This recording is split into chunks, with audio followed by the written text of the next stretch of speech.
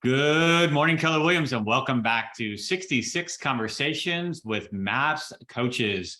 This morning, I am joined by Miss Emily Baker. Emily, welcome to the challenge. Happy to have you here. Thanks for joining us. Yeah, thanks so much for having me, Marty. I'm grateful to be here. Everyone, my name's Emily Baker. I'm a coach out of Springfield, Missouri, and I lead the Fast Track program for MAPS, the Mega Listing Agent, as well as I lead Role Play Rumble, and I'm a mastery coach. So I'm grateful to be here and talk about scripts today. Absolutely. I think, Emily, a big objection, and this is actually happening now, we're seeing it on the buyer and the seller side, is it's a little crazy. Maybe now is not the right time to be thinking about buying or selling real estate. How would you handle that objection from either or both sides of the fence there? Yeah, I love that question. One of the things that I think is super important in today's market is to understand that the goal of these conversations is to help the client get clear. One of my favorite things I share with people is uncertainty leads to unresponsiveness and clarity leads to constant communication. So the goal of the conversation is just to get clear. So if you were to say to me, Marty, Emily, man, I don't know if it's the right time. There's so much happening. I'm seeing, interest rates and the volatility of the market, and I'm just not sure. I would ask you, how would you know that right now would be the right time? It's a good question. Yeah, I guess maybe there wouldn't be so much unrest. Maybe things would be a little more normalized. Okay. Specifically, how? I don't know. I guess I keep seeing interest rates go up and prices are going up. I don't think we've seen this much appreciation in the market in quite a while. So maybe it wouldn't be the 8 to 10 to 20 to 30% appreciation we're seeing that some home buyers are having to pay for these houses that weren't worth that last year or 2 years ago. Yeah, I hear that a lot. So what would the market stats reflect such that you would know that it was the right time, Marty? I don't know if I keep up with the market stats enough to know how to answer that question. It's a good one, though. Got it. Well, just out of curiosity, remind me again what this move does for you.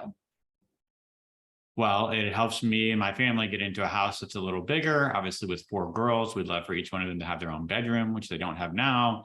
So yeah, it would be a lot less fighting and a lot more, hopefully, calm and peaceness in the house. Well, that would be amazing. So let me ask you, knowing where the market is and the stats, if the right property came on the market, okay, it was in your ideal location, 0 deal breakers, and most importantly, you can afford it. What would stop you from moving forward? I don't know that I could think of anything. I mean, especially if it was the right house. And I guess it's the affordability that comes into question. But if we can afford it, then yeah, I don't know what would keep us, because we definitely need the house. That's why we reached out in the first place. Yeah, absolutely. Well, I've got great news. So first off, in the last 6 weeks, we've seen a 30% increase of active inventory, meaning right now we have more inventory on the market of options than we've had the last 3 to 4 years. So the good news for you is, there is more inventory, more options, which decreases the level of competition from your perspective. So on a scale of 1 to 10, 10 being that if we worked together and found the right house, okay, and I sent it to you, 10 being that you would say, yeah, let's go look at it, what would you rate yourself? Yeah, I would say I'm a 10. Awesome. Well, here's what a 10 looks like to me. And then I'm going to say specifically the 2 to 3 actions that I'm going to do in order to find you a house. So we started off with you being uncertain, right? Of, well, gosh, to then you self-discovering that you don't know what the market conditions are that you would even buy or sell in, right? Yep. To now, we're going to go tour properties and I'm going to give you an action plan of what I'm going to do such that we work together and you're at a 10. I love it. Say again, earlier you said uncertainty leads to unresponsiveness. Clarity leads to, was it constant communication? That's correct. Guys, write it down, write it down, write it down.